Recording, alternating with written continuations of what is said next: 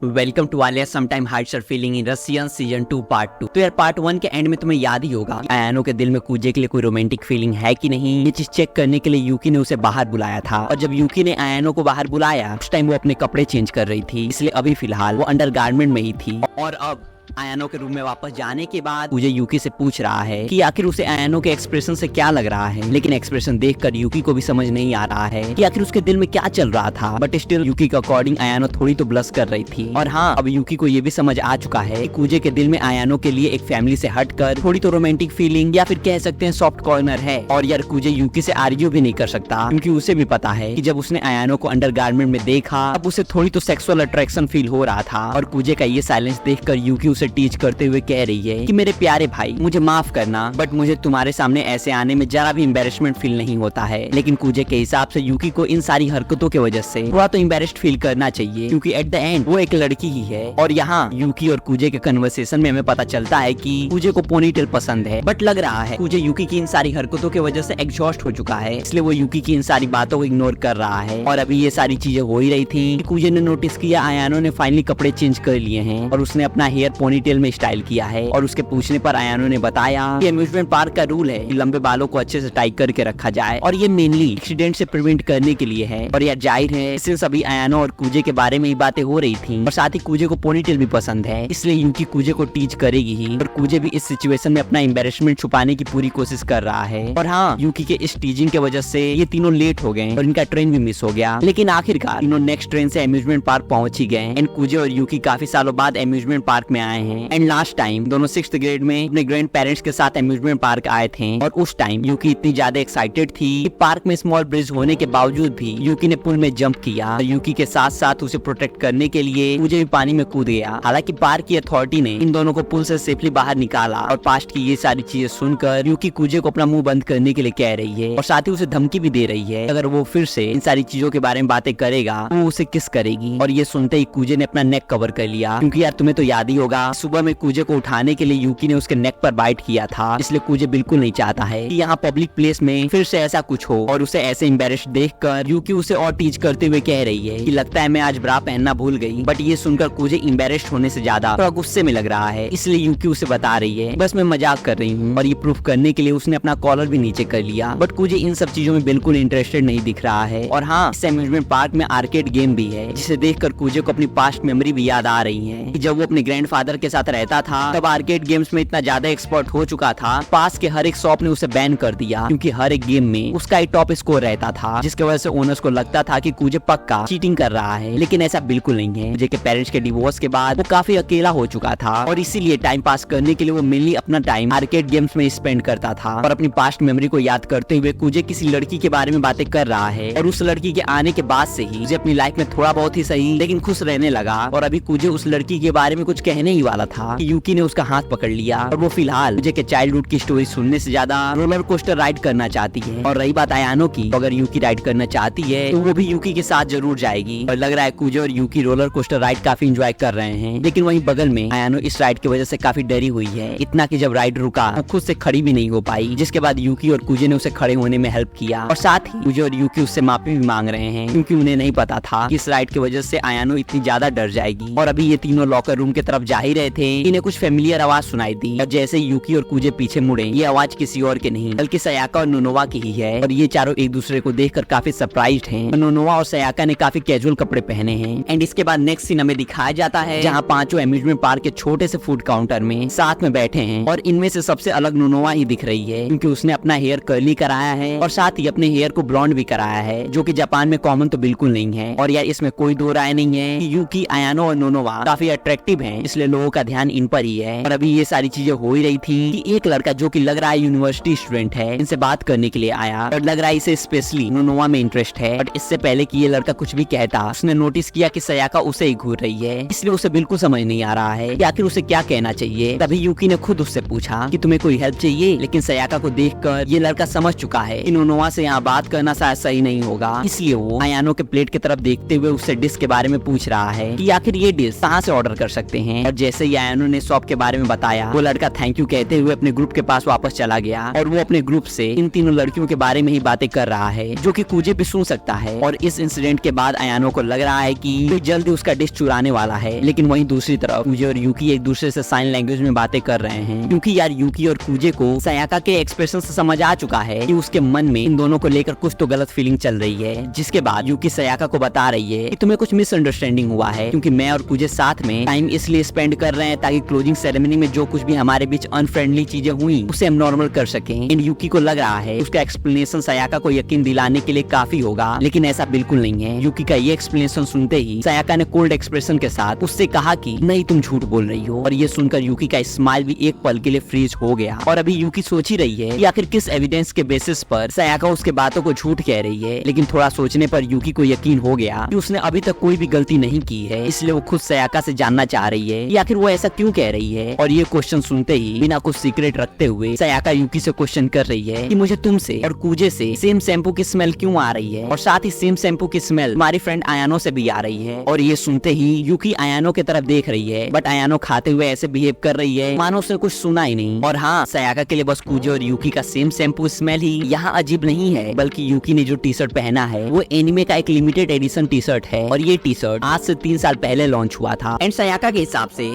चलो मान लिया कि यूकी ने आज से 3 साल पहले ये टी शर्ट खरीदा होगा, लेकिन अगर ऐसा है तो ये टी शर्ट यूकी को बिल्कुल फिट नहीं आना चाहिए। और हाँ, सिंस कूजे को एनिमे और मर्चेंडाइज काफी पसंद है, तो ये साफ है ये टी शर्ट किसी और का नहीं बल्कि कूजे का ही है। और सिंस ये टी शर्ट अब कूजे को फिट नहीं हो रहा है, इसलिए उसने इसे यूकी को दे दिया। और यार सायाका की ये सारी बातें सुनकर कूजे और यूकी सच में पूरी तरह से शांत हैं, और उनके पास कहने के लिए अभी फिलहाल कुछ है ही नहीं, क्योंकि अभी जो कुछ भी सायाका ने कहा वो पूरी तरह से सच है। और यार साथ ही सायाका के हिसाब से उसने कूजे और आलिया को साथ में इमेजिन किया था, ना कि यूकी और कूजे को। और सायाका का ये भी कहना है कि अगर तुम दोनों क्लोजिंग सेरेमनी में जो कुछ भी हुआ उसे भूलकर सारी चीजें नॉर्मल करना चाहते हो, तो आखिर क्यों तुम दोनों से सेम शैम्पू की स्मेल आ रही है। बट यार कूजे के लिए यूकी और आयानो का उसके अपार्टमेंट में रहना कुछ भी अजीब नहीं है, लेकिन सिंस सायाका को यूकी और कूजे के रिलेशन के बारे में नहीं पता है, इसलिए मेनली सेम शैम्पू की स्मेल की वजह से सायाका को लग रहा है कि यूकी और कूजे दोनों सेक्सुअल रिलेशनशिप में हैं, और शायद वो कूजे और यूकी के रिलेशन के बारे में स्कूल न्यूज़पेपर क्लब को बताने के मूड में है। और यार अभी जो सिचुएशन सायाका के पॉइंट ऑफ व्यू से है उसके हिसाब से ऐसा लग रहा है मानो कूजे पूरे प्लान का मास्टरमाइंड है, और वो यूकी, आयानो और आलिया सबको कंट्रोल कर रहा है। और यार काफी जल्दी सायाका ने न्यूज़पेपर का हेडलाइन भी सोच लिया, जो कि होने वाला है रनिंग मेट ने ब्यूटीफुल ट्रांसफर स्टूडेंट को धोखा दिया ताकि वो अपनी सेक्सी राइवल के साथ रातें बिता सके। और सायाका की ये सारी बातें सुनकर मुझे को खुद पर गुस्सा आ रहा है कि आखिर कैसे वो इतना केयरलेस हो सकता है। लेकिन जो भी हो, अब उसे इस प्रॉब्लम से कैसे भी करके बाहर निकलना ही होगा, क्योंकि अगर उसने अभी कुछ नहीं किया तो सायाका ये सारी बातें आलिया को पक्का बताएगी, और बाद में आलिया को सारी चीजें क्लियर करना और ज्यादा प्रॉब्लमेटिक हो सकता है। और सबसे बड़ा क्वेश्चन अभी यही है कि कूजे करे तो करे क्या। और इससे पहले कि कूजे कोई प्लान बनाता,